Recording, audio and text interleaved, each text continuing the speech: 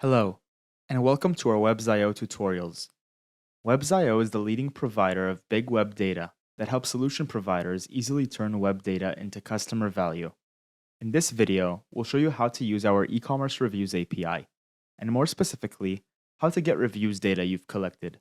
Before we go ahead, it's important to note that today, we'll only show the fourth and final step you'll need to take to start accessing reviews data.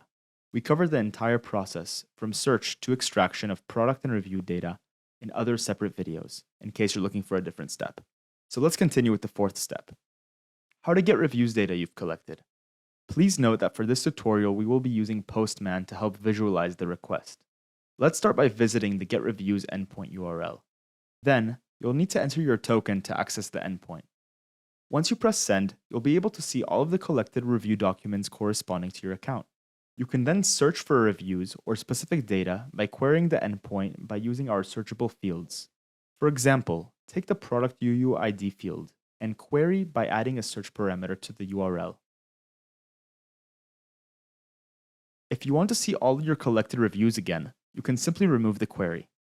Remember, each page can show up to 100 results. If you want to learn more about pagination, visit our documentation page within the link in the comment section below. Thank you for watching, and until next time.